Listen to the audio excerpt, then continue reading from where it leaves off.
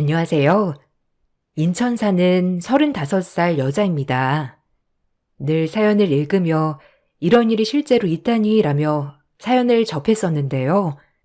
저에게도 이런 일이 생기다니 너무 충격적이어서 글을 써봅니다. 저는 화목한 가정에 사랑스러운 막내딸로 태어났습니다. 위로는 오빠가 있고 제가 막내다 보니까 부족함 없이 사랑받으며 살았었어요. 부모님은 두 분 다 사교육 학원을 운영하고 계시고 저 역시 대학교 영문학과 졸업 후 부모님이 운영하는 학원에 영어 선생님으로 재직 중입니다. 남들이 보기엔 부모님 잘 만나서 직업 걱정 없이 살았다고들 하지만 그래도 부모님 기대에 맞춰드리기 위해 저 역시 나름 공부도 열심히 하고 잘 살았다고 자부했고요. 제 나이 33살 되던 해 친구가 하도 괜찮은 남자가 있다기에 소개팅을 나갔습니다. 나이가 33살이다 보니 주변 친구들은 거의 다 시집도 가고 저 역시도 이번에 남자친구가 생기면 결혼을 전제로 꼭 만나봐야겠다고 생각을 하고 있었을 때 친구의 적극 소개팅 주선에 나가게 되었죠. 친구의 말만 따라 키도 크고 훤칠하게 생긴 남자가 나와 있더라고요. 그렇게 저희는 소개팅을 하게 되었어요. 안녕하세요. 처음 뵙겠습니다. 말씀 많이 들었어요. 저는 김민수라고 합니다. 윤선 씨한테 얘기 듣기로는 영어 가르치신다고. 네, 안녕하세요. 저도 윤선이한테 말씀 많이 들었어요. 네, 동네 학원에서 아이들 영어 가르치고 있어요. 그럼 식사 고를까요? 생각보다 서글서글한 모습에 좋은 인상을 가졌어요. 대화를 나누다 보니 말도 통하고 좋은 사람 같은 느낌이었죠. 그 남자는 작은 볼트 회사를 운영하고 있고 여동생이 한 명 그리고 홀어머니, 나이는 37살이었고요. 나쁘진 않았어요. 결혼 정년기에 만난 사람들이었기에 당연히 바로 연애를 하게 되었죠. 그래도 성급히 결혼을 결정하면 안 될 것 같아 1년은 만나보자라고 생각했습니다. 1년을 만나면서 한결같이 저를 위해주는 마음, 바빠도 꼬박꼬박 챙겨주는 모습에 결혼을 결심했습니다. 부모님은 제가 막내딸이다 보니 결혼은 조금 더 신중히 그리고 천천히 가길 바라셨지만 이 남자면 결혼에 행복하게 살 수 있겠다 생각이 들었죠. 그렇게 연애 1년 만에 저희는 양가에 인사를 가게 되었어요. 저희 부모님도 처음엔 결혼을 천천히 하길 바라셨지만 남자친구의 모습을 보고 흔쾌히 결혼을 허락해 주셨습니다. 그런 모습을 보니 그때 당시에는 참 행복했죠. 김서방이라고 부르면 되나? 아직 아무것도 모르는 딸이라네. 집에서 오냐오냐 귀하게만 키워서 이해해주겠나? 그럼요. 당연하죠. 그리고 요리는 제가 잘하니까 괜찮습니다. 아버님, 어머님 걱정 마세요. 유미 예쁘게 키워주신 것만으로도 감사하죠. 아유, 어머, 좀 말도 예쁘게 할까? 그래, 볼트 회사 한다고요? 그럼 직원은 몇 명이나 있어요? 우리가 이쪽 일은 전혀 모르니까. 12명 정도 있습니다. 이제 막 커가는 중이고요. 규모가 크진 않지만 자금적인 부분은 안정적이어서 걱정 안 하셔도 돼요. 그렇구먼. 그래도 어린 나이에 사업하기 쉽진 않았을 텐데 사업 수완이 참 좋은가 보네. 자, 내 술 한 잔 밖에 놔. 저희 집 분위기는 참 좋았습니다. 귀한 막내딸 혹시라도 엄한 놈 만날까 걱정을 많이 하셨지만 막상 결혼할 남자친구를 보니 부모님은 안심을 하셨죠. 그만큼 첫인상이나 말투나 모든 것들이 완벽했어요.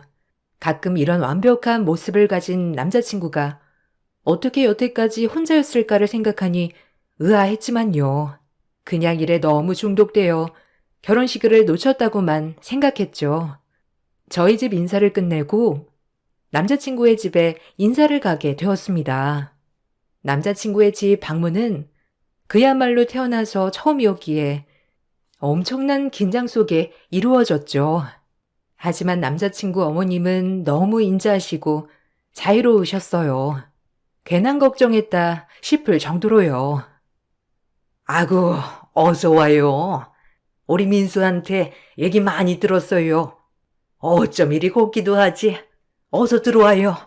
내가 맛있는 거 많이 했어요. 아, 안녕하세요. 처음 뵙겠습니다. 저도 말씀 많이 들었어요. 아, 너무 맛있는 냄새가 많이 나는데요? 너무 힘드셨던 거 아니에요? 아유, 얼굴도 예쁜 아가씨가. 말도 참 예쁘게 하네. 얘 민이야. 새언니 될 사람이다.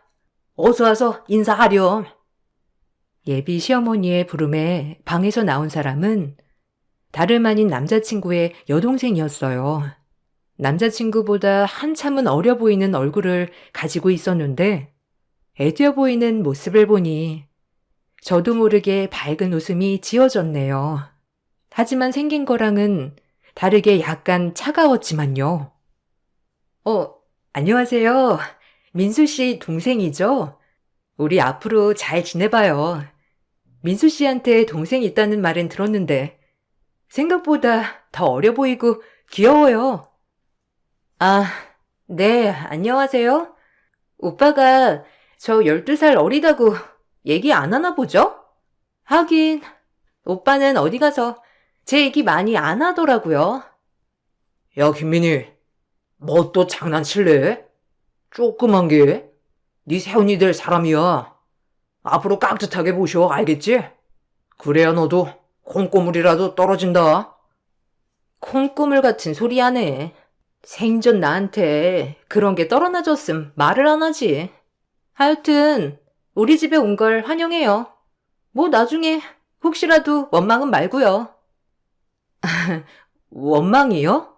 자기 미니 씨한테 잘못 많이 한 거 아니야? 우리 이제 가족이 될 거니까 잘 지내봐요. 남자친구의 말에 입술을 삐죽거리고 주방으로 획 들어가는 모습이 나이가 어려서 그러나 보다고 생각했어요. 남자친구와 어머니의 모습과는 다르게 약간 쌀쌀맞아 보이는 모습이 조금 신경 쓰였지만 별다르게 생각하진 않았고요. 그렇게 화기애애한 분위기 속에서 식사 자리는 이루어졌습니다. 시어머니는 제가 아주 마음에 드는 모습이었죠. 그래서 기분이 더 좋았고요. 영어 선생님이라고? 아이고, 이제는 문제 없겠다. 요새는 영어가 필수잖아, 안 그래? 부모님도 교육자 출신이시니 더할 나위 없고. 저희 어려서부터 그냥 사교육 학원 운영하셨어요. 부모님의 모습에 영향을 받아 이렇게 영어를 가르칠 수 있게 됐고요. 아, 그럼. 가정 환경이 이래서 중요한 거야. 우리 민수랑 아주 딱 맞는 짝인 것 같네. 그래, 결혼은 언제쯤 생각해요? 이제 1년 정도 만났으니까 늦지 않게 올가을에 결혼하려고 하는데 엄마는 어때요? 어차피 집도 다 준비되어 있으니까. 가을 아주 딱 좋다. 춥지도 덥지도 않고 우리 새아기 내가 뭘 해주면 되나? 하나밖에 없는 며느리인데 다 해줘야지. 참, 하나밖에 없는 며느리는 무슨? 엄마도 진짜 뻔뻔해. 오빠도 마찬가지지만 뭐 이건 차차 알게 되겠지만. 진우의 말이 끝나자 남자친구는 헛기침을 하고 시어머니도 신우를 확 째려보았죠. 처음엔 그게 무슨 의미인지 잘 몰랐어요. 하지만 돌이켜 생각해보면 이렇게 세한 부분들이 많았었는데 그땐 왜 몰랐는지 참 어리석었다고 생각이 드네요. 얘가 낄 때 안 낄 때 구분을 못하네. 너 그 입 못 다물어? 참나, 신경 쓰지 마요. 아직 어려가지고 뭘 모르거든. 아, 네. 아가씨, 평일에 시간 되면 종종 만나서 밥도 먹고 차도 마시고 해요. 대학생이라서 바쁠래나? 친해지면 좋잖아요. 아니야, 자기야. 얘까지 신경 쓸 필요 없어. 애들 가르치기도 바쁠 텐데. 하여튼 생각해줘서 너무 고마워. 역시 마음이 천사라니까. 아유, 그러게. 신경 쓰지 마. 선생님은 얼마나 바쁘겠어, 안 그래? 이렇게 잘 어울리는 한 쌍을 보니까 내가 기분이 너무 좋네. 묘하게 남자친구와 시어머니는 남자친구 여동생을 만나는 것을 차단하는 느낌이었지만 나이 차이가 많으니 친하지 않아 그럴 수 있겠다 생각했어요. 그리고 저희는 결혼 준비를 해나갔죠. 정신없이 결혼 준비하랴, 애들 가르치랴, 바쁜 와중에 문자 하나가 와 있더군요. 모르는 번호였지만 내용은 김민수 씨 얼마나 믿으세요? 뒤 좀 캐봐야 하지 않겠어요? 라는 내용이었네요. 결혼 전 너무 찝찝한 내용이었기에 그냥 넘어갈 수 없었어요. 이 문자를 받고 확인을 해야 했죠. 그래서 처음 남자친구를 소개해준 친구를 만났습니다. 어머, 얼굴 핀 것 좀 봐, 얘. 민수 씨가 잘해주는구나? 거봐, 너랑 딱 잘 어울릴 줄 알았다니까. 내가 다 뿌듯하다, 얘. 너 덕분에 잘 만나고 있지. 근데 확인해야 할 게 좀 있어서. 혹시 민수 씨에 대해 너 잘 알아서 나 소개해준 거 맞지? 그럼. 안지 한 6년 정도 됐지. 우리 회사에 물건 납품하는 회사거든. 거기 대표가 민수 씨고, 착실하고 성실하고 다정하고. 혹시 뭐 이상한 건 없었어? 아무래도 결혼을 준비하는 거니까 뭐든지 확실시하고 싶긴 하거든. 내가 좀 예민한 건가? 에이, 이상할 게 뭐가 있어. 젊은 사장이 회사 잘 꾸리고 직원들 잘 통솔하고 거기다 솔로에 뭐 이보다 완벽한 게 있을까? 아니, 사실은 오늘 나 수업하는데 이런 문자가 왔다? 좀 이상하지 않아? 굳이 이런 문자를 나한테 누가 보냈을까? 아유, 뭐, 누가 민수 씨 짝사랑하고 있는 거 아니야? 아니면 이런 문자 보낼 사람이 없잖아. 너 긴장 좀 해야겠다. 아, 그냥 넘길만 한 거야? 아, 난 왜 이렇게 찝찝하지? 너 결혼하기 전에 이런 문자 안 받아봤잖아, 안 그래? 뭔가 모르게 찝찝하네. 네가 지금 결혼 준비하느라 예민해서 그래. 그리고 뭐, 전 여자친구일 수도 있고, 아무래도 배 아프니까. 그럼 더 좋은 거 아니야? 사람이 얼마나 잘났으면 전 여자친구가 못 잊어서 이렇게 결혼 해방 놓으려 하겠어. 좋게 좋게 생각해. 진짜 그만한 남자 없다 너? 친구는 별 대수롭지 않게 넘겼어요. 저조차도 너무 예민한 탓인가 생각하며 생각을 바꿔보려 애썼죠. 친구도 결혼 준비로 제가 예민해진 것 같다며 신경 쓰지 말라고 해줬고요. 그래도 남자친구에게 꼭 물어봐야 했어요. 남자친구를 저녁에 만나 문자를 보여주며 물었어요. 혹시나 남자친구가 저에게 숨기는 것이 있다면 뭐든 솔직하게 말해주길 바라면서 말이죠. 에이, 누가 보낸 거지? 잘 모르겠네. 내가 저기 많은 스타일도 아니고. 신경 쓰지 마. 나도 모르는 내용이니까. 참 별게 다 있다. 아니, 찝찝하니까. 상식적으로 결혼 전에 누가 이런 걸 보내, 안 그래? 자기 진짜 나한테 숨기는 거 없는 거지? 이건 합리적인 의심이야. 아, 없어. 아, 진짜 웃기네. 내 뒤 캐볼 테면 캐봐. 아주 털어도 안 나올 거다. 네가 결혼 준비하고 이래저래 스트레스가 많아서 그래. 정말이지? 자기 만약에 정말 혹시라도 결혼 중에 문제 생기면 가만 안 둬? 자기 믿어도 되는 거지? 아이고, 걱정 마세요. 내 뒤 캐보려고 해도 헛수고일 거다. 그래도 자기가 이만큼 나한테 관심 있는 것 같아서 좋은데? 딱 잘라 없다는 남자친구의 말에 더 이상 묻지 않고 결혼을 준비해 나갔습니다. 그것이 어마어마한 파장을 불러올지 모른 채 말이죠. 그렇게 모든 사람의 축복을 받는 결혼식이 시작되었어요.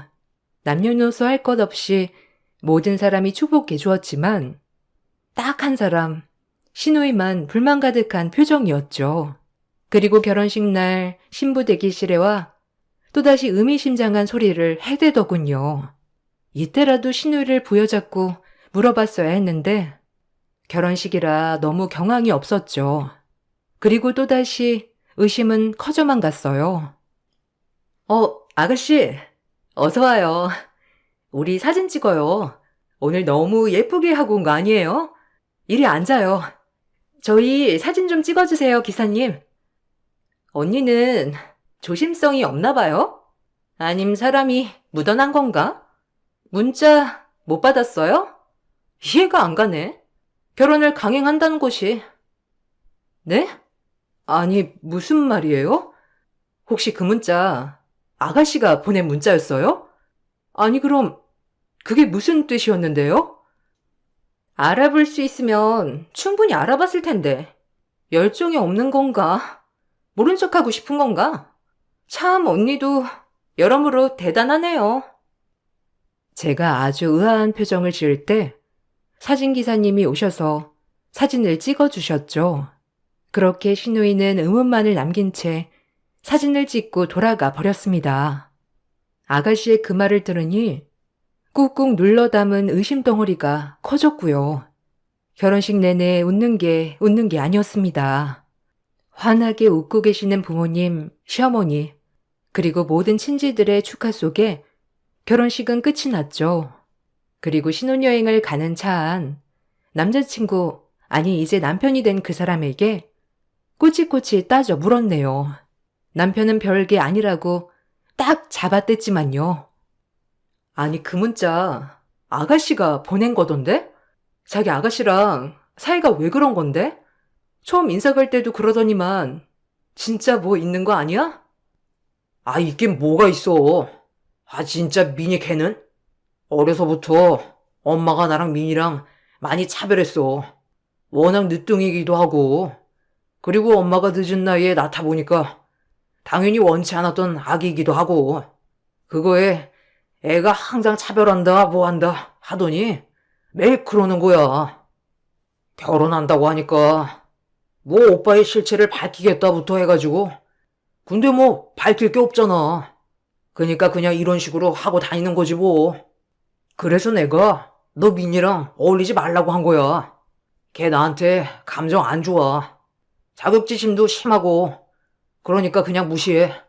네 남편은 나야. 정말 단순히 그것뿐이야? 만약 지금부터 거짓말 하나라도 있으면 가만 안 둬 정말? 내 성격 알지? 자기 말 믿을게. 근데 자기한테 자격지심이 있다고 하기엔 좀 선을 많이 넘네 진짜. 아가씨 따끔하게 경고 한번 해야 하는 거 아니야? 자기를 자꾸 모함하잖아. 전 남편의 말을 믿기로 했습니다. 어려서부터 자격지심이 심하다는 여동생, 그리고 항상 남편을 못마땅하게 생각한다고요. 제가 인사 갈 때도 떨떠름해 하였으니 진짜 그런가 보다 했어요. 그렇게 저희는 없었던 일처럼 잘 지내기 시작했죠. 시어머니는 정말 저를 금이야 오기야 예뻐해 주셨습니다. 본인이 가지고 있는 패물부터 시작해서 저에게 모든 걸 다 해주셨네요. 친구들은 그런 저를 참 부러워했어요. 시댁 잘 만나는 게 쉽지 않은데 저보곤 남편 복에 시댁 복이 넘쳐난다고 했거든요. 나름 그런 말들을 들으니 내심 뿌듯하기도 했어요. 가뜩이나 친구들보다 늦게 간 시집 너무 잘 간 것 같아 뿌듯했죠. 아유, 진짜 부러워. 우리 중에 제일 늦게 시집 가더니 네가 남자는 제일 잘 물었다 얘. 돈 잘 벌어, 시댁 좋아. 진짜 부러운 기집애. 어머님이 진짜 잘해주시지 뭐. 아무래도 며느리가 하나여서 그런 것 같아. 너희들도 괜찮으면서 뭘 그래. 내가 좀 더 낫나? 에휴, 너만 하겠냐? 남편 다정한 것도 진짜 복이야. 우리 남편은 찬바람이 쌩쌩 분다 아주. 결혼하면 또 남자는 자연스레 효자야. 그리고 효도도 다 대신해 주길 바래. 주둥이만 효자지. 효도는 사실상 우리가 하고 말이야. 하여튼 넌 시집 잘 간 줄 알아. 친구들의 부러움, 저도 좋았어요. 친구들은 만나면 시댁욕, 남편 욕하기 바빴지만 전 정말 남편도 다정하고 시어머니도 딸처럼 대해주셨기에 불만이 하나도 없었거든요. 가끔 시댁에 가면 찬바람이 쌩쌩 부는 시누이가 조금 마음에 걸렸지만 정말 어려서부터 차별을 많이 받고 자라 오빠를 참 싫어하나 보다고 생각했네요. 그리고 시간이 조금 지나자 남편의 사업체는 더 커졌죠. 결혼 준비할 때만 해도 12명이었던 회사 직원이 지금은 30명이 다 육박했거든요. 그래서 남편은 더욱 바빠졌어요. 주말이면 출장에, 평일에도 회사 일 때문에 늦게 들어오고 외박하는 일이 잦았죠. 저도 워커홀릭이었기에 이해했어요. 그리고 사업하는 남편이야 오죽 바쁠까 하며 말이죠. 남편이 전혀 일 말고는 의심스러운 정황이 없었기에 더 그랬죠. 오늘도 김서방 늦어? 아유, 요즘 자주 늦는다. 주말에도 출장도 잦은 것 같고. 새 신부 너무 방치하는 거 아니니? 뭐 나도 요즘 강의 준비하느라 바쁜데. 그리고 사업체가 2배 정도 커졌으니까 바쁠만 해. 열심히 사는 거 같아 좋고. 그래도 단속 잘해야 해, 남자는. 알겠니? 하긴 김서방이 그럴 위인은 아니다. 아주 너한테 홀딱 빠져서. 시어머니도 엄청 잘해주셔. 내가 시집와서 이사한 사업체도 더 잘 되는 것 같다고. 나야 좋지 뭐. 내일 저녁엔 이 사람 몸보신이나 시켜줘야겠다. 가끔 엄마가 남편이 너무 늦거나 출장이 잦은 것 같다고 하였지만 별 대수롭지 않게 여겼어요. 진짜 바쁜 회사였기 때문이죠. 그리고 저희는 그렇게 결혼 생활을 이어나갔어요. 바쁜 남편과 살면서 얼굴 보는 일이 어려웠지만 남편은 회사 일 외에는 오로지 저에게 시간 투자를 하였기 때문에 불만은 전혀 없었어요. 하지만 저희의 사이가 틀어지게 된 계기가 있었죠. 한참 지나 시누이 번호로 문자 하나가 왔어요. 아이 2명과 남편이 있는 사진을 저한테 보낸 겁니다. 이게 무슨 뜻인지 알지 못했어요. 아가씨, 지금 보낸 문자 뭐예요? 민수 씨 사진이던데 혹시 저한테 잘못 보낸 거예요? 아니면 일부러 보낸 거예요? 진짜 언니가 안타까워서 보낸 거예요. 제가 모든 말은 다 할 수 없지만 그 사진 보고 짐작 가는 거 없어요? 아가씨, 매번 이렇게 빙빙 돌려 말하지 말고 본론을 말하죠. 나 지금 아가씨랑 장난칠 기분 아닌데. 그리고 오빠한테 불만이 있으면 오빠한테 말하면 될 일이지. 왜 매번 이렇게 사람한테 기분 나쁘게 문자 하나 보내고 의미심장한 말하고 왜 그런 거예요? 오빠랑 12살 차이 나니까 처음엔 어려서 그런가 보다 하고 이해했는데 장난이 좀 선을 넘는 거 아니에요? 할 말이 뭐예요? 전 신우의 또 문자질에 화가 머리끝까지 났죠. 매번 이런 식으로 알 수 없는 말, 문자, 행동들. 오늘로 내가 끝을 낼 거라고 생각했어요. 남편에게 갖고 있는 자격지심 또한 제가 다 들어보고 신우의 마음을 풀어주고 싶었거든요. 아가씨, 이건 전화로 할 말은 아닌 것 같으니까 우리 만나죠. 제가 집으로 갈까요? 아니면 밖에서 만날래요? 밖에서 만나요. 집에서는 제가 말 못할 것 같으니까. 내일 제가 언니 학원 근처로 갈게요. 오빠한테는 말하지 마시고요. 결국 저희는 밖에서 만나기로 했어요. 신우이는 웬일인지 스스로 저희 학원 근처에 온다고 하더군요. 이제서야 아가씨의 속마음을 들을 수 있을 것 같아서 마음이 후련했어요. 사진을 보고 아무리 생각해봐도 떠오르지 않았어요. 이게 무슨 사진인지 남편에게 당장 물어보고 싶었지만 다음날 아가씨를 만나기로 했기 때문에 남편에게는 비밀로 했죠. 그리고 다음날이 되었어요. 아가씨, 이제 말 좀 해봐요. 결혼 전부터 저한테 왜 그랬는지, 결혼식에서도 그렇고, 오빠 말로는 어려서부터 오빠를 별로 안 좋아했다던데? 오빠가 그래요? 오빠는 당연히 그렇게 말하겠죠. 전 오빠의 두 얼굴을 알거든요. 언니는 똑똑한 사람이라 다 알아들을 줄 알았는데, 생각보다 말귀를 못 알아듣더라고요. 좀 답답하네요, 언니도. 이만큼 힌트를 줬으면 알아챌 만도 한데. 너무 공부만 해서 그런가? 아가씨, 장난치지 마요, 진짜. 얼렁뚱땅 넘어갈 생각 마요. 전 오늘 아가씨가 오빠에 대해 알고 있는 거 다 들어야겠어요. 언니가 속은 거라고요. 오빠랑 찍은 그 아이들, 오빠 자식들이고 제 조카예요. 결혼 한 번 했던 게 요샌 흠이 아니라고 하지만 언니한테 비밀로 하고 결혼하는 건 아니잖아요. 이렇게 어린 나도 아는데 엄마나 오빠나 한통속이 돼가지고 어이가 없어서. 아가씨, 말 사실이에요? 아니, 이런 걸로 거짓말 하진 않겠지만 정말 맞는 거죠? 나한테 말해주는 의도가 뭐예요? 제 조카들이 불쌍해서요. 그리고 먼저 새언니도 마찬가지고. 시집살이 엄청 하다 쫓겨났는데 저는 태어나서 지금까지 오빠랑 저랑 비교만 당하고 살았어요. 근데 새언니가 제 마음을 유일하게 헤아려준 사람이거든요. 그 집에서 억울하게 쫓겨나고 혼자서 애 키우는데 불쌍하잖아요. 그리고 언니는 죄 없지만 지금 애 없을 때 결단을 내리는 게 낫지 않겠어요? 이 말이 진짜 사실이죠? 하긴 굳이 저한테 거짓말할 필요도 없겠죠. 늦었지만 말해줘서 고마워요. 말하기 쉽지 않았을 텐데. 어차피 저도 곧 그 집이랑 손절할 거거든요. 하는 짓 보면 진짜 인간 같지도 않아서 안 그래요? 하여튼 언니가 잘 알아듣길 바래요. 너무 충격적이었습니다. 그렇게 완벽했던 남편에게 숨기는 과거가 있었다니요. 그것도 애 딸린 이혼남이라니. 그래놓고 총각인 척 나랑 결혼할 생각을 하다니 부들부들 떨렸죠. 이 사실을 어떻게 하면 좋을까 생각했어요.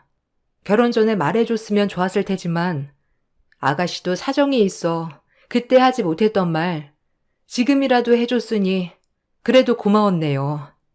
그리고 전 아가씨의 말대로 남편의 뒤를 캐기 시작했습니다. 캐고 보니 엄청났어요.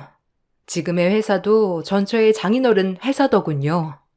결혼하고 홀랑 자기 걸로 만들었다가 완전 자기 회사가 되니까 지금의 아내와 아이들은 나 몰라라. 그리고 총각 행세를 했다니 기가 막혔네요. 그동안 출장 핑계로 집에 들어오지 않은 것들도 아이들을 만나느라 그랬던 거였고요. 전처는 아이들이라도 아빠를 만나면 좋겠다고 생각하여 나름 아빠 노릇만 한다면 더 이상의 분란은 만들지도 않았고요. 전 계획했어요. 이 사람을 철저히 아주 처참하게 밟아버리겠다고 말이에요. 일단 참았습니다. 증거 수집도 해야 하고 이 사람이 가장 행복할 때 와장창 깨고 싶었거든요. 자기야, 나왔어. 오늘도 일하느라 고생했지? 오늘 저녁은 내가 해줄게. 자기는 앉아서 쉬기만 해. 자기 일하느라 바쁠 텐데 오늘은 일찍 왔네? 이번 주는 출장 안 가나 보지? 자기 퍽하면 출장 다니잖아. 가서 뭐 하는진 모르겠지만. 에이, 자기 화났구나. 내가 요즘 바빠서 일하느라 자기 신경을 통 못 썼더니 삐졌어. 미안해. 바쁜 일만 지나면 괜찮을 거야. 아, 맞다. 자긴 처자식 버리는 남자에 대해 어떻게 생각해? 윤선이 알지? 윤선이 아는 사람이 그런 사람이 있대서. 아주 몹쓸 놈이지. 그런 사람이 진짜 있긴 한 거야? 자기는 좋은 말만 들어. 그런 말 애써 듣지 말고. 아니, 어떻게 그러지? 그러게. 인간 쓰레기지, 그런 인간들은. 안 그래? 아주 다 싸잡아다 멸종을 시켜야 하는데. 그걸 듣는데 어찌나 기막히던지. 뻔뻔하게 아무것도 모르는 척하는 남편을 보니 토악질이 나올 것 같았죠. 그리고 일단은 모른 척했어요. 지금은 즐겨라. 네 전처가 당한 고통보다 더한 고통을 주겠다며 이를 갈았네요. 그리고 부모님께 당장 이 사실을 알렸죠. 부모님들은 가만두지 않겠다고 길길이 날뛰셨는데 저에겐 복수 계획이 있으므로 그 전까지만 참아달라고 했어요.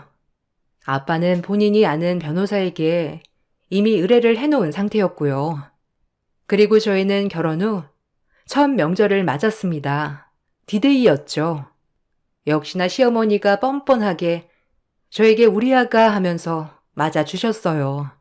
구역질이 나오는 걸 참고 억지로 웃었어요. 시누이도 오늘 계획을 도와주기로 했기에 그 모습을 지켜보고 있었어요. 명절을 다 세고 모든 친척분들이 있는 자리에서 시어머니는 저에게 용돈을 주셨어요. 아유, 우리 새아가 이번 명절 처음인데 너무 고생했다. 자, 용돈. 이건 내가 고생했다고 주는 선물이야. 자, 여기. 어머, 이렇게 큰 돈을. 감사해요, 어머니. 한 것도 없는데 용돈을 다 주시고. 감사합니다. 잘 쓸게요. 돈은 300만 원이었어요. 용돈치고 참 간 금액이었죠. 전 같았으면 정말 감사히 받았겠지만 지금은 저에게 얼마나 죄책감이 들면 이런 식으로 할까라는 생각뿐이었네요. 제가 그 돈 300만 원 받자 시누이가 말을 하기 시작했어요. 언니, 저도 언니 선물 하나 준비했는데 언니 차 트렁크에 재밌는 거 있거든요. 한번 열어봐요. 알겠죠? 네, 아가씨, 고마워요. 어떤 선물일지 기대가 되네요. 우리 다 같이 가서 볼까요? 아가씨가 저한테 처음 주는 선물인데. 아, 그러게. 민니가 새언니한테 선물 주다 하고. 야, 철들었다, 너. 이제 좀 정신 좀 차렸나 본데. 같이 가서 보자. 그렇게 가족들과 친척들을 끌고 제 차 트렁크로 갔습니다. 그리고 냅다 트렁크를 열어버렸죠. 트렁크에는 남편의 전부인과 찍은 결혼사진, 그리고 아이들 사진, 그동안 그 전부인과 있던 모든 것들이 트렁크에 나열되어 있었네요. 남편은 그걸 보자마자 헐레벌떡 차문을 닫기 바빴고 시어머니도 사색이 되어 신우에게 소리를 질렀어요. 그리고 전 화가 머리끝까지 나 남편의 뺨따기를 갈겼죠. 그리고도 모자라 한 4대 정도 때렸을까요? 결혼 무효 소송을 걸 거라고 했습니다. 결혼 무효 소송 걸 거야. 이미 아빠가 다 알아보고 계셔. 너 내가 모를 줄 알았지? 뻔뻔하기로써니. 그 회사도 전부인의 회사라며? 어머님이랑 너랑 어떻게 사람이 뻔뻔하면 그 회사 꼴딱 삼키고 전부인을 갖다 버릴 수 있니? 나도 필요 없어지면 버리려고 했니? 그래도 애비라고. 자식들은 뒤에서 만나고 싶었나 보지? 그리고 위자료 준비해. 눈물도 안 난다. 지금까지 곱게 자라서 인생 공부할 일 없었는데 너 때문에 인생 공부 잘했다 아주. 네 짐은 이미 다 싸놨고 밖에 내다 놨으니 몸만 나가. 알겠어?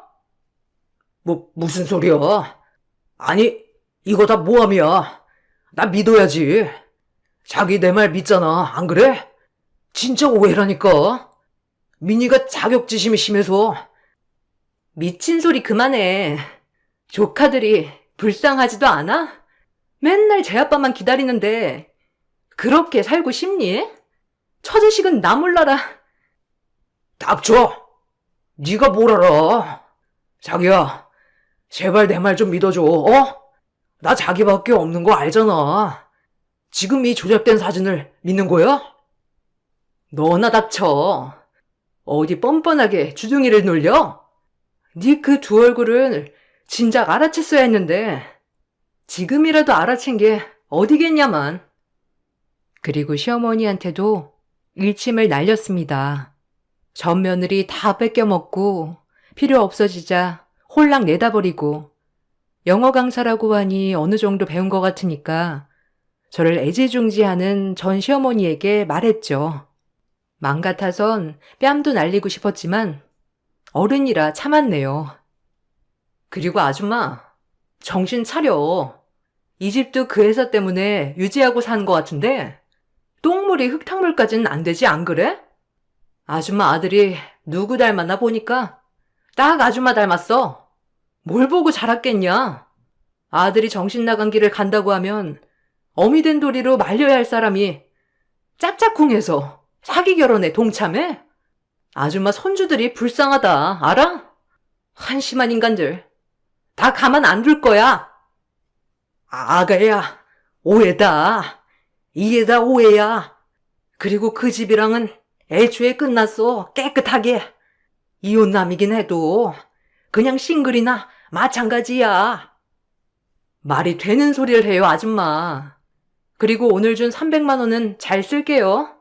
3천만 원을 받아도 모자라지만 이 여우 같은 아줌마야. 이 말을 끝으로 전 차를 타고 집으로 향했어요.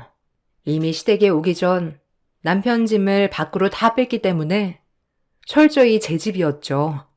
남편은 울고불고 전화 오고 시어머니도 전화 오고 난리가 났지만 단 한 통도 받지 않았어요. 그나마 아가씨가 좀 걱정되어 연락을 해보았지만 아가씨도 그 집을 나왔다고 하더라고요. 자기도 너무 소름 끼쳐서 같이 살고 싶지 않다나. 그리고 전 혼인 무효 소송을 진행했고요. 결과는 남편이 저에게 사기를 친 것은 분명하기에 100% 무효가 되었죠. 그리고 거기에 정신적 피해 보상까지. 남편은 미안하다고 저밖에 없다고 전화하고 저희 부모님 댁에도 찾아와 무릎을 꿇었지만 저희 아버지에게 그날 먼지나게 맞았네요. 두들겨 맞아도 모자란 인간이지만 뭔가 후련하기도 하고 큰 인생 공부했다 생각해요. 제 인생에 이런 일이 또 있을까 싶기도 하고요. 세상에 별의별 일이 다 있다지만 제가 이런 일을 겪다 보니 이제 믿을 사람 없다고 생각이 드네요. 전 남편을 주선해준 친구도 정말 몰랐다며 저에게 미안해하고 있고요. 친구의 잘못은 아닌 것 같아요. 제가 결혼하고자 하는 마음이 앞서 제대로 알아보지 않은 잘못이니까요. 남편은 제 친구 회사에도 소문이 나고 회사에 소문이 나서 회사 자체 이미지가 엄청 안 좋아졌다고 하고요. 뭐 사장이란 사람을 믿고 맡길 수가 없으니 그 회사 물건을 납품받기 꺼려진다고요. 아주 잘 됐다고 생각했습니다. 피땀 흘려 얻은 회사도 아니고 점포인 회사를 통째로 집어삼켰으니 말이죠. 이 글을 쓰면서도 저에게 단시간에 일어났다고 믿기 힘드네요. 그래도 지금은 많이 괜찮아졌어요. 그래서 이 글도 쓸 수 있는 거고요. 35살 제 인생의 가장 큰 교훈은 돌다리도 두드려 보자입니다. 과거를 돌릴 순 없겠지만 이젠 현재를 잘 헤쳐나가려고 해요. 이 글을 보신 분들도 저에게 용기를 주세요. 제 글 읽어주셔서 감사합니다. 안녕하세요. 저는 초등학교 자녀를 키우고 있는 30대 주부입니다.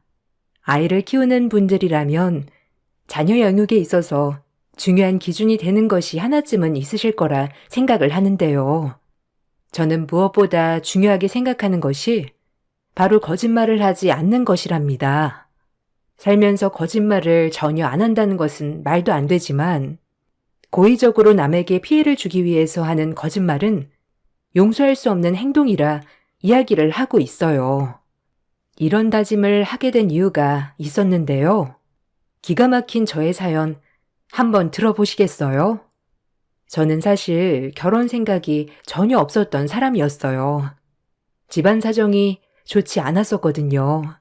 매번 싸웠던 부모님의 지긋지긋한 가난과 줄줄이 딸려있던 동생들까지 저에게는 정말 버거운 삶이었습니다. 부모님은 맞이인 제가 동생들을 다 돌보길 바라셨어요. 일을 하러 나가시면 어린 제가 아이들을 챙겨서 학교에 갔고 집에 돌아온 후에도 오지 않은 부모님을 기다리며 저녁을 챙겨 먹이기도 했죠. 그렇게 유년기를 보내고 성인이 되고 나서는 겨우겨우 학교에 들어가게 되었어요. 대학에 입학을 하고 나서도 저는 아르바이트를 해야만 했습니다. 아르바이트를 하다가 만나게 된 것이 지금의 남편이에요. 남편은 저의 그런 딱한 사정을 모두 알고 많은 편의를 봐주었어요. 저 역시 남편을 위해서 더욱 열심히 일을 했죠. 그러다 보니 저희 두 사람은 서로에게 감정이 생기게 되었어요. 연애를 하다가 저희는 혼전 임신으로 결혼을 준비하게 되었습니다. 당연히 시댁 식구들은 저를 좋아하지 않았어요. 어디 착한 남자 꼬셔서 결혼하려고 했나 본데 나는 네가 임신했다고 해도 허락해 줄 수 없다, 이 결혼. 이제야 겨우 자리 잡으려고 하는 애를 꼬셔서 임신을 했다고? 당장 지우고 이 결혼 물러라. 엄마, 저 소은이랑 결혼하고 싶어요. 제발 허락해 주세요. 소은이 아니었으면 지금 가게도 제대로 운영하지 못했어요. 누구보다 제 옆에 필요한 사람은 소은이에요. 결혼하기 전에 임신을 하게 되었지만 임신을 하지 않았더라도 저흰 결혼했을 거예요. 지훈아, 너 저런 애들이 한둘인 줄 아니? 네가 사장이니까 그래서 너한테 붙은 거야. 네가 너무 순진해서 그래. 이렇게 결혼해서 고생만 한 애들이 한두 명이 아니라니까. 너 어디 한번 얘기해봐라. 네가 결혼해서 뭘 해올 수 있니? 예단이나 뭐 그런 건 할 수 있겠어? 아, 어머님, 죄송해요. 제가 아직 준비가 안 되었지만 결혼하고 나서 더 잘할게요. 이것 봐라. 빈손으로 시집 오겠다는 거 아니니? 요즘 누가 빈손으로 시집을 와? 지훈아, 너 정말 정신 안 차릴래? 엄마, 다른 거 아무것도 필요 없어요. 저희 그냥 결혼하고 같이 살게만 해주세요. 집도 바라지 않고 제가 사는 방에 그냥 같이 들어와서 살게요. 시부모님은 프랜차이즈 몇 곳을 운영할 정도로 재력이 탄탄하신 분들이셨습니다. 그만큼 자녀를 위해서도 헌신적이셨죠. 남편은 프랜차이즈 지점 중 한 곳을 운영하고 있었는데 모두 시부모님의 도움 덕분에 운영이 되고 있었던 상황이었어요. 그런데 갑자기 아르바이트생과 임신을 해서 결혼을 한다고 하니 시부모님은 기가 막힐 수밖에 없던 상황이었죠. 절대로 결혼은 안 된다고 하셨던 시부모님은 남편의 설득 끝에 결국 결혼을 허락하셨습니다. 저는 아무것도 준비하지 않고 말 그대로 몸만 시댁으로 들어가 살게 되었어요. 그나마 다행이었던 것은 더 이상 친정에서의 압박이 사라졌다는 것이었어요. 제가 결혼을 하면서 친정 부모님도 무언가 깨달으신 게 많으신지 항상 미안하다는 말을 하셨죠. 소은아, 미안하다. 결혼하는데 제대로 된 예단 한번 준비해주지 못하고 시댁에 들어가 사는 걸 허락할 수밖에 없어서 미안하구나. 엄마, 괜찮아. 시부모님도 서운해서 그러신 거지. 너무 걱정하지 마. 엄마가 준비하지 않고 내가 준비해서 가는 건데 미안해하지 않아도 돼. 우리 딸, 집에서는 마지로 동생들을 엄마 대신 돌보느라 고생이었는데 이제는 시집살이로 고생할까 너무 미안해서 그래. 난 엄마 아빠만 사이좋게 행복하게 잘 사시면 그걸로 행복해. 항상 나에게만 바라는 것이 많았던 친정 부모님도 제가 결혼을 하고 나서는 미안하다는 말을 자주 하셨어요. 전혀 예상하지 못했던 친정 부모님의 태도에 그동안의 고생을 알아준 것 같아서 다행이라는 생각도 들었지만 결혼을 하면서 내가 겪을 일들은 더욱 예상하지 못했습니다. 결혼을 하고 나서 저는 시댁에 들어가 생활을 했어요. 시댁에는 시부모님뿐만 아니라 이혼을 한 시누이도 같이 살고 있었어요. 시누이는 어릴 적에 사고를 쳐 중학생 딸이 있었습니다. 결혼을 하고 나서 시댁 식구들은 남편 앞에서는 저에게 함부로 하지는 않았어요. 남편도 결혼을 하면서 저를 가족으로 대해달라고 당부를 했기 때문에 가족들은 남편 앞에서만이라도 조심해 주었습니다.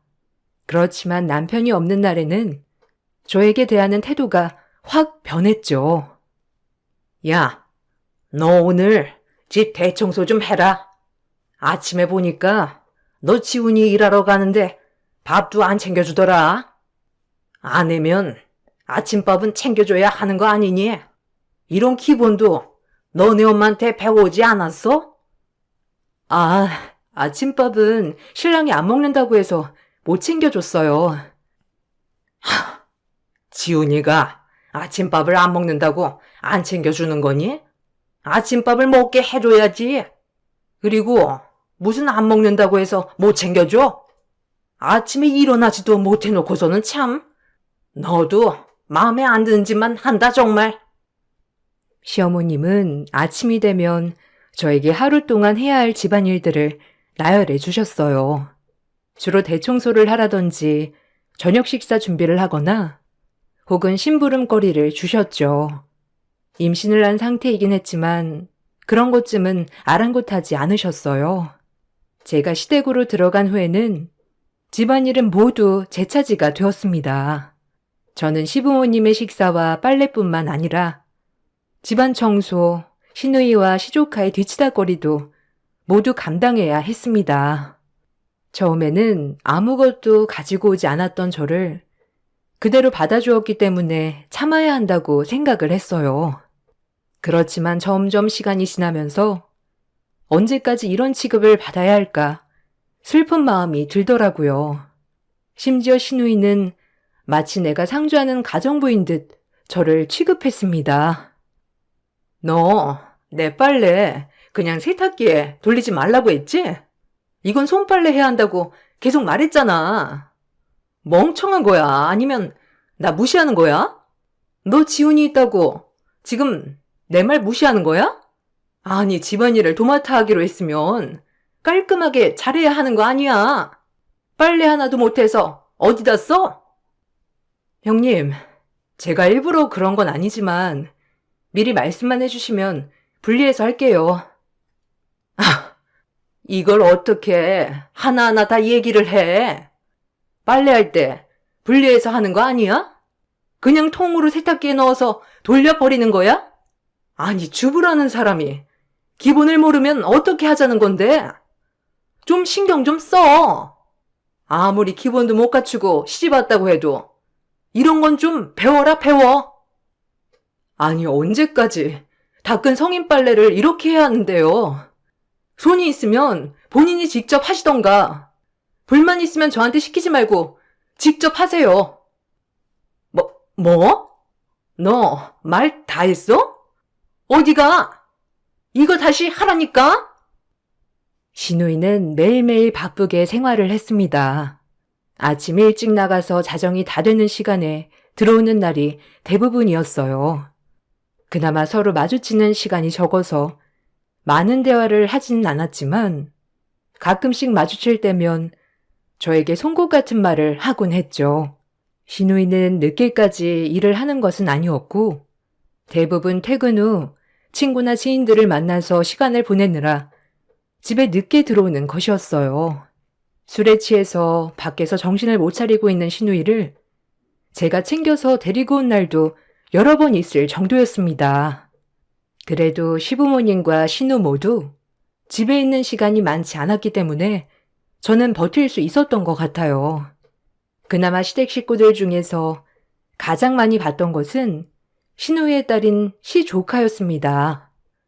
가영아, 오늘 저녁에는 우리 둘만 먹어야 할 것 같은데 뭐 먹고 싶은 거 있어? 숙모가 해줄게. 솜씨는 좋지 않지만 그래도 먹을만 해. 가영이가 먹고 싶은 걸로 먹자. 아니면 우리 둘이 외식할까? 아, 괜찮아요. 그냥 대충 먹어요. 먹고 싶은 거 없어? 그래도 나 떡볶이는 좀 하는데. 그거 해 먹을까? 네, 그럼 그걸로 먹어요. 그래, 내가 솜씨 좀 발휘 좀 해볼게. 방에서 쉬고 있으면 다 돼서 부를 테니까 그때 나와. 시조카는 사실 사춘기 때문인지 아니면 제가 마음에 들지 않아서 그런 건지 제가 아무리 말을 걸어도 대답을 길게 하지는 않았어요. 중학생 조카는 엄마인 신우이에게 거의 방치하듯 생활을 하고 있었어요. 주말에도 약속이 있다며 나가버리는 날이 많다 보니 시조카는 엄마의 얼굴을 한 달에 몇 번도 채 보지 못할 때가 많았죠. 그런 시조카의 모습을 보면서 저는 어릴 적 저의 모습을 보는 듯해서 마음이 아팠답니다. 그래서 저는 시조카에게만큼은 진심으로 잘해주고 바라는 것 없이 잘해줬어요. 그렇지만 시조카는 아무리 제가 잘해주어도 먼저 다가오지는 않더라고요. 저는 그럴 수 있다고 생각을 해서 천천히 시간을 두고 가까워지기를 기다리고 있었죠. 그렇게 시간이 지나고 저는 출산을 하게 되었습니다. 그 사이 남편은 가게가 잘 되면서 더더욱 바빠지게 되었고 바쁜 시부모님과 시누이 없이 저와 제 아이, 시조카만 있는 날들이 많아졌어요. 가영아, 이제 중학교 들어가지?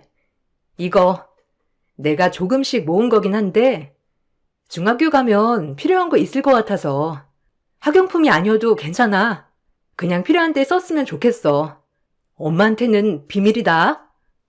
아, 고맙습니다. 잘 쓸게요.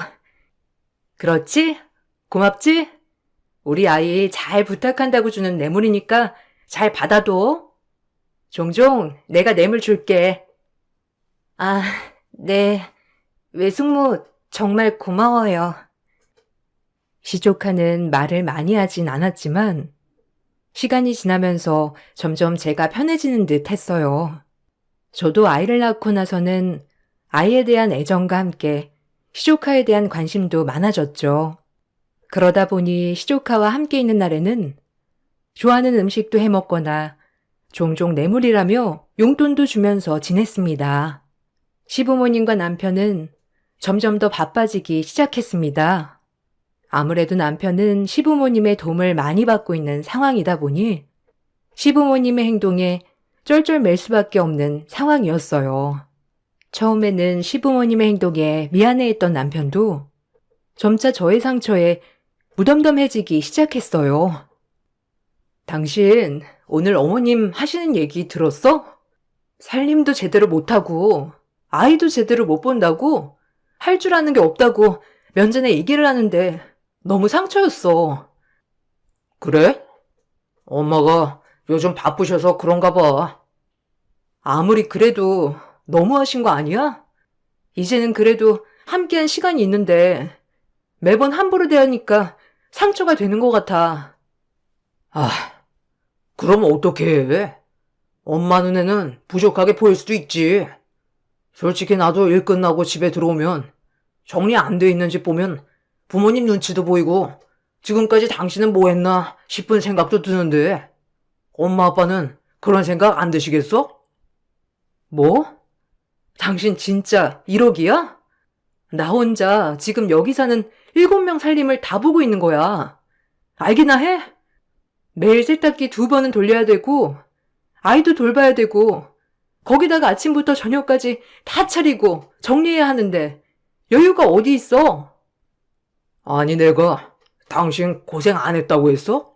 그냥 엄마가 하는 말에 너무 예민하게 생각하지 말라는 거지. 당신이 하는 말은 그런 게 아니잖아. 내가 해도 해도 부족하고 모자라다는 말을 하고 싶은 건 아니야? 솔직히 말해서 아이도 이제 어느 정도 컸는데 청소도 더 꼼꼼히 할 수 있고 집안일도 미뤄지지 않아야 하는 거 아니야? 당신은 집에만 있으면서 뭐? 당신 아이 한 번이라도 보고서 이런 말 하는 거야? 7명 먹을 밥 차려보고서 그런 말 하는 거냐고. 에이, 그만하자. 나 피곤해. 다음에 다시 얘기해. 남편과의 갈등도 점점 심해지기 시작했어요. 남편도 일이 바쁘다 보니 예민할 수 있었지만 남편의 말은 상처가 되기도 했죠. 처음에는 시부모님의 행동이나 언행에 대해서 중간에서 잘 막아주었던 남편이 점점 시부모님 편을 들기 시작하자 시부모님은 대놓고 저를 무시하기 시작했어요. 야, 너는 살림을 어떻게 하는 거니? 어떻게 된 게 1년, 2년이 지날수록 더 못하는 거야? 지금 시위하는 거니? 네? 아니요, 어머님. 어떤 것 때문에 그러세요? 아니, 식재료를 이렇게 보관하는 애가 어디 있어? 이렇게 보관했다가 상하면 네가 다 먹을 거야? 아니, 돈 벌어 오는 사람 따로 있고 쓰는 사람 따로 있다는 말이 바로 여기 있네. 이렇게 하면서 식재료 낭비하고 그러면서 생활비 두둑히 받고 그러는 건가? 아, 이건요, 어머님. 오늘 저녁에 먹을 거라서 잠깐 놔둔 거예요. 저녁 재료 미리 손질해 둔 건데. 아니, 넌 내가 얘기하는데 그런 반응을 보이니? 내가 잘못한 거 지적하면 잘못했다고 하면 되는 걸. 이제는 내가 만만하다 이거야? 아니, 만만한 게 아니고요, 어머님. 왜 이렇게 해두었는지 설명한 거예요. 이것 봐라. 너는 끝까지 네가 잘못한 거 없다고만 하잖니? 내가 너랑 뭔 말을 하겠어? 말이 통할 거라 생각한 내 잘못이다. 시어머님은 종종 살림 검사를 하셨어요. 그러다가 마음에 들지 않는 부분이 있으면 바로 폭언을 날렸죠. 저는 그렇다고 해서 다 듣고만 있었던 것은 아니지만 조금이라도 제가 항변에 얘기를 할라치면 시어머니는 더 분노해 화를 내셨답니다. 무조건 당신의 말이 맞는다고 하길 원하셨던 것이죠. 살림만 확인을 한 것이 아니라 반찬 관리부터 아이 케어까지 모든 것들을 다 확인을 하셨어요. 특히나 생활비를 사용하는 내역은 매번 체크를 하셨습니다. 남편에게 생활비를 받았지만 정작 생활비 내역은 시부모님이 확인을 하셨어요. 예, 넌 이번 달에 왜 이렇게 식비를 많이 썼니?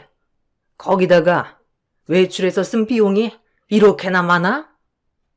아, 이번 달에 오랜만에 친구들 만났어요. 외출해서 커피 한 잔 마신 게 전부인데 나머지는 아이 용품이랑 식비예요.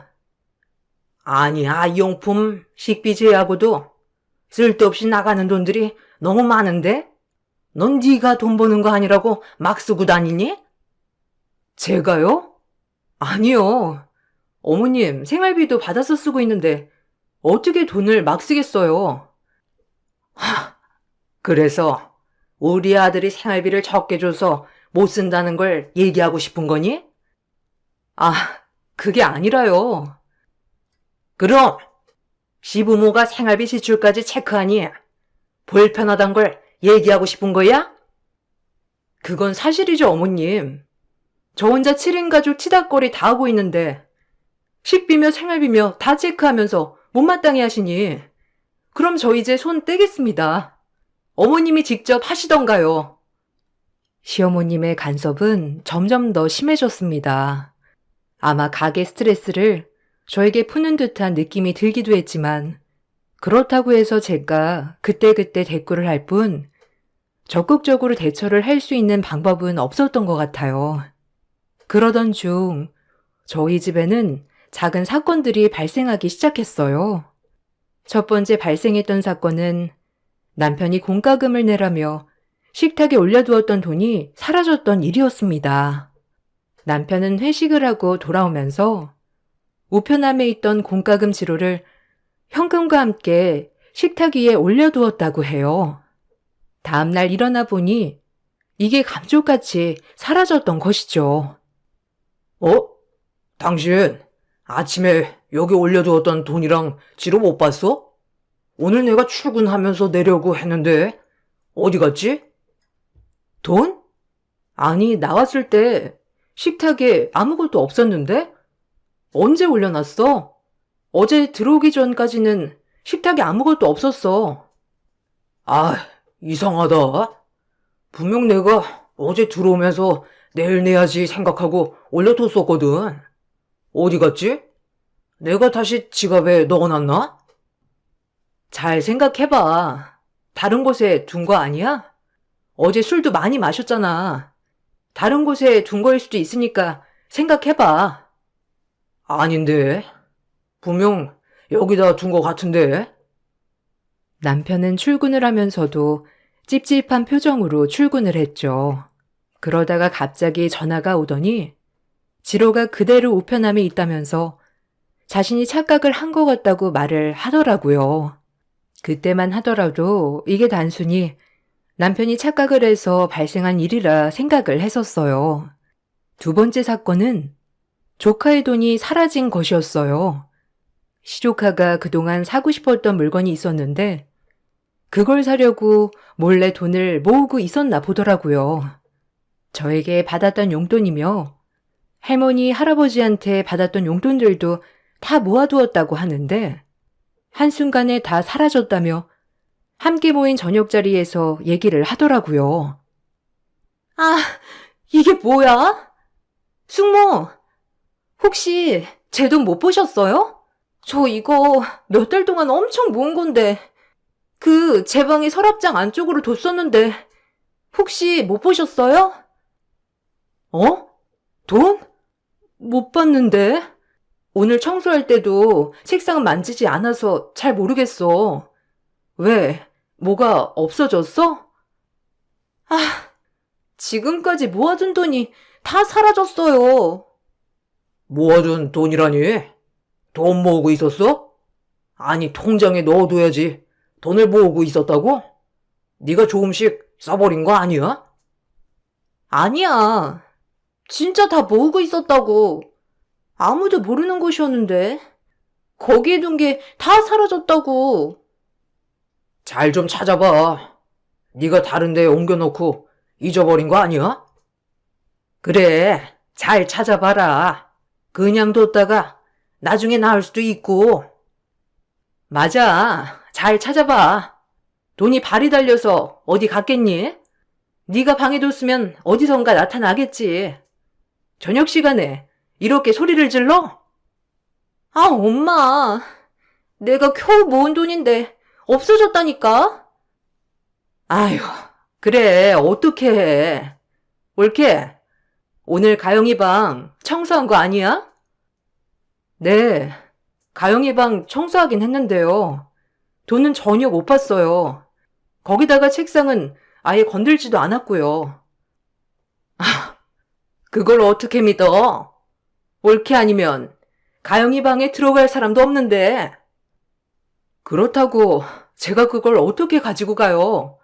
전 아니에요. 그래, 누나. 지금 그냥 방에 들어갔다고 의심하면 안 되지. 그냥 의심하는 게 아니잖니. 그 방에 들어간 건 쟤뿐인데 당연 의심되지. 이날의 사건으로 저와 시조카의 사이는 어색해졌습니다. 저는 정말 전혀 관련이 없었지만 시댁 식구들은 저를 의심하는 듯 했어요. 그렇다고 해서 제가 어떻게 해명을 해야 할지도 알 수 없었죠. 시댁 식구들은 이상하게 무언가 없어지는 일이 생기면 저를 의심하곤 했습니다. 저도 그런 시댁 식구들의 의심이 서운하기도 하고 억울하기도 했지만 그렇다고 해서 저에게 직접적으로 해명을 요구한 것도 아니다 보니 그냥 넘어가게 되었던 것 같아요. 그러다가 명절날 큰 사건이 발생하고 말았습니다. 시부모님은 명절 차례가 끝나고 모두를 불렀습니다.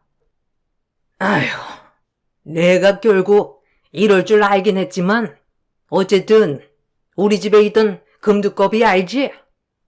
그 엄마가 아끼던 금두꺼비 말이야? 그래.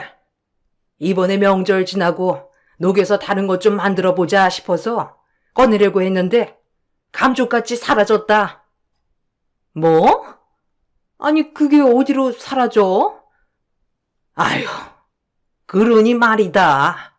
금두꺼비가 사라졌으니까 이걸 좀 찾아야 할 것 같은데 혹시라도 가져간 사람이 있으면 양심상 얘기해봐라. 내가 미리 얘기하면 그게 뭐라 하진 않으마. 시어머니와 시누이는 마치 제가 금두꺼비를 가져간 것처럼 저를 쳐다보고 얘기를 했어요. 저는 금두꺼비의 존재조차 모르고 있었는데 이게 무슨 소리인가 더 황당하기도 했답니다. 남편은 그런 시댁 식구들의 태도에 화가 났는지 저보다 더 화를 내면서 말을 하더라고요. 아니, 왜 우리 집사람을 의심해? 증거도 없는데 자꾸 왜 그러냐고. 금두꺼비를 어디 뒀었는데? 다른 곳에 둔 건 아니고? 내가 어딜 다른 곳에 두니? 장롱 안에 넣어뒀었는데 감쪽같이 없어졌다. 나도 온 집안을 다 뒤져봤는데 없더라고. 이건 훔쳐간 거가 아니면 뭐니? 아니, 훔쳐가더라도 왜 무조건 우리 집사람이라고 생각하냐고. 그럼 누가 이걸 가져가? 이거 가져갈 사람이 쟤밖에 더 있니? 다 돈벌이하고 살고 있고 부족한 거 없이 사는데 본데 없이 자란 얘밖에 더 있어? 아, 진짜 엄마. 왜 이렇게 확신하는 거야? 증거도 없잖아. 그래요, 어머님. 저 절대 아니에요. 본데 없이 자라면 손버릇도 나쁘다는 건 누가 정한 법인데요. 제가 아무리 부족하다고 해도 무턱대고 그렇게 의심하는 건 아니죠. 예. 그럼 네가 아니면 우리 집에서 가져갈 사람이 누가 있니? 거기다가 도둑이 들었다고 하면 금두꺼비만 쏙 빼서 가져갔겠어? 그럼 가족 중에서 범인이 있는 건데 네가 아니면 누구라는 건데? 어머님, 그 말 책임질 수 있으세요? 제가 아니면 어쩌실 건데요? 제가 아니면 분가할 테니 그런 줄 아세요. 원래 훔친 사람은 자기가 아니라고 하는 법이야. 그냥 엄마가 용서해준다고 할 때 말하지 그래? 왜? 창피해서 그래? 그런 거 우리는 괜찮으니까 사실대로 얘기해. 시부모님에게 계속해서 내가 아님을 얘기해 보았지만 받아들여지지 않았어요. 오히려 저를 더 강하게 의심했습니다.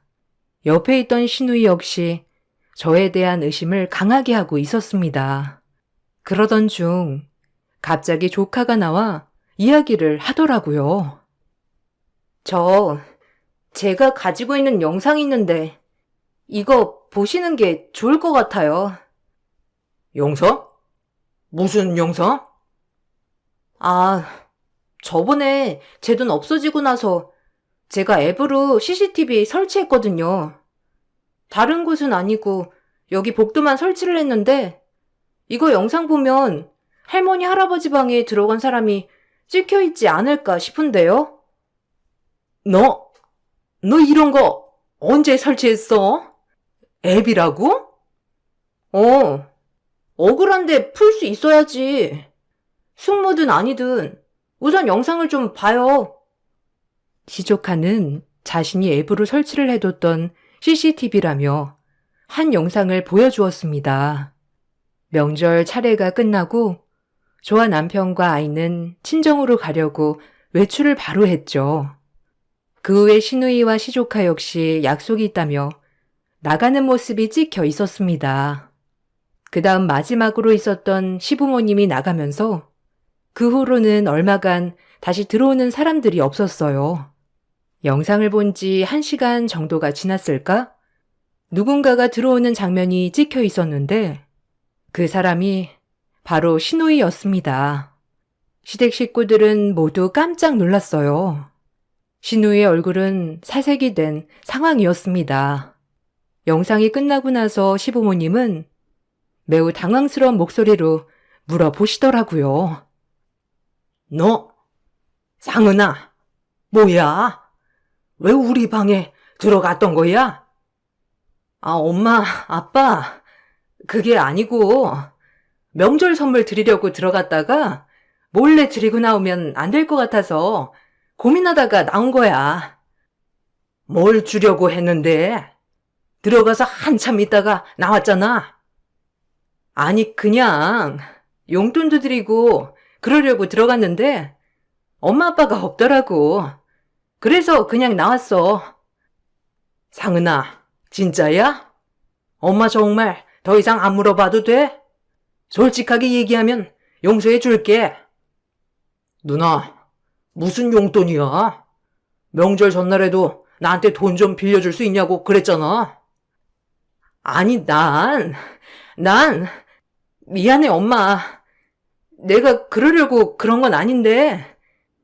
신우이는 시부모님에게 눈물을 쏟으며 이야기를 했어요. 알고 봤더니 신우이는 지금까지 있었던 모든 사건들의 범인이었답니다. 신우이는 그동안 일을 하며 모은 돈들을 다 사용하고 있었어요. 그리고 이번이 처음은 아니었답니다.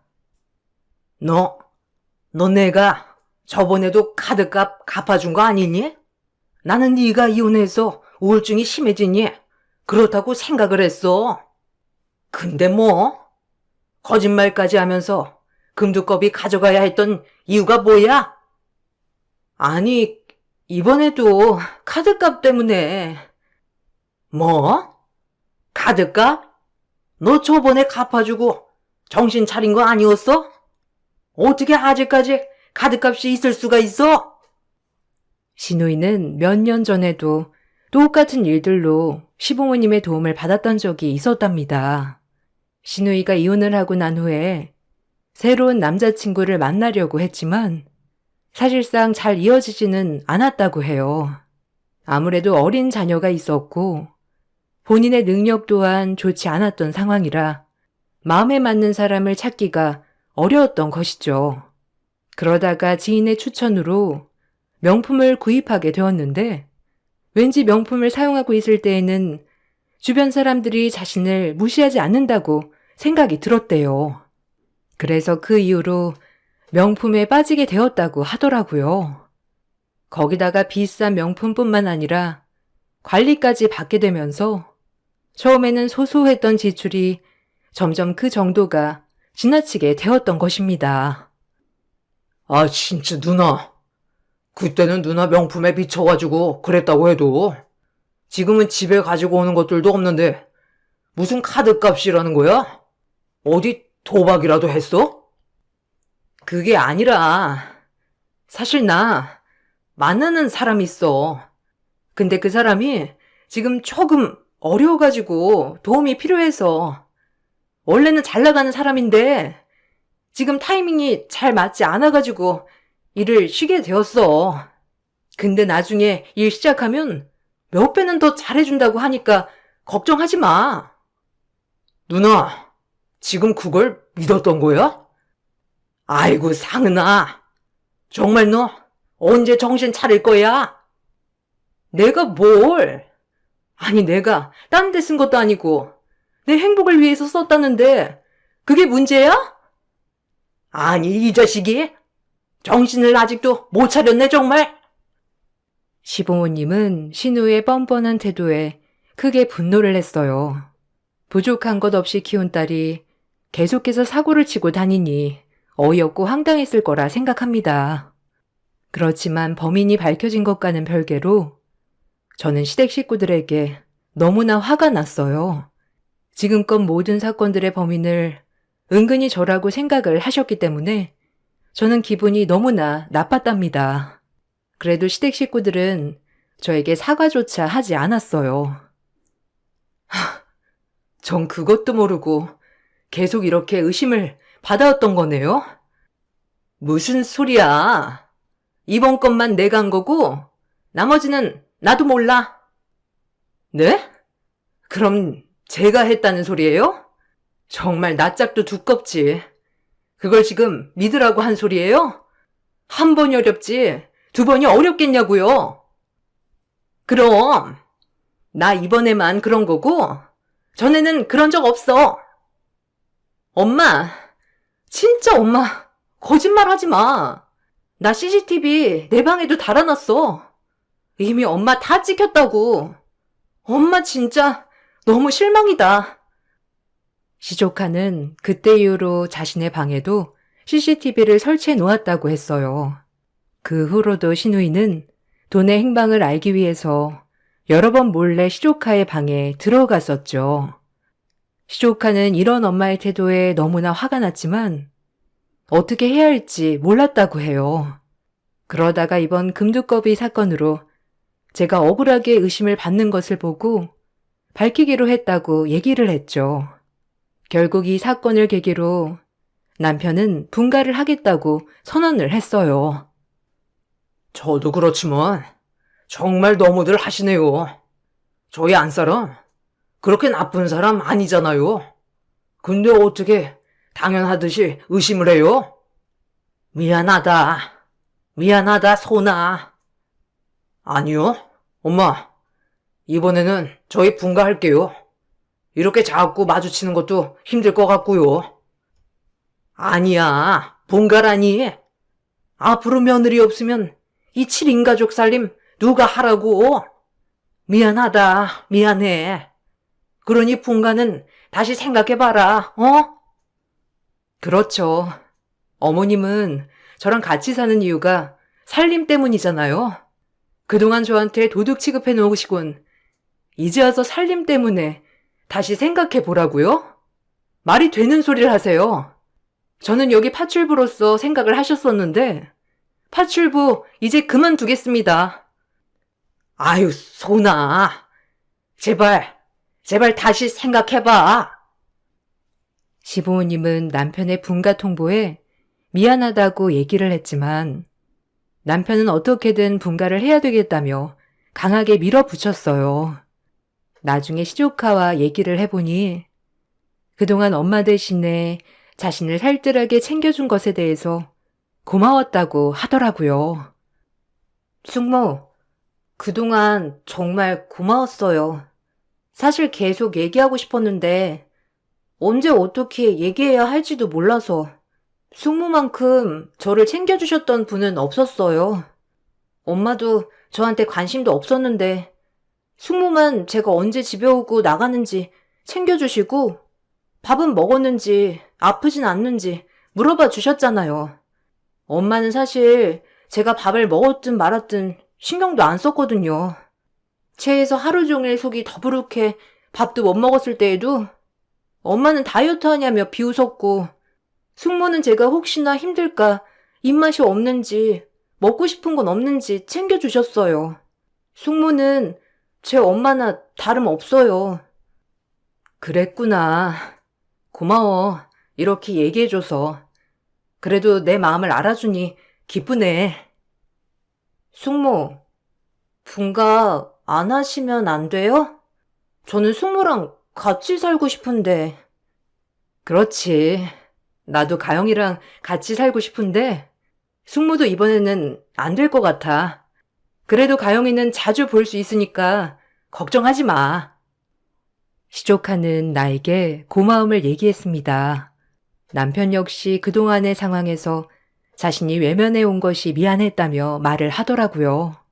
분가 후 저희 세 가족은 행복하게 잘 지내고 있어요. 가끔씩 시조카를 데리고 와서 며칠을 보내기도 한답니다.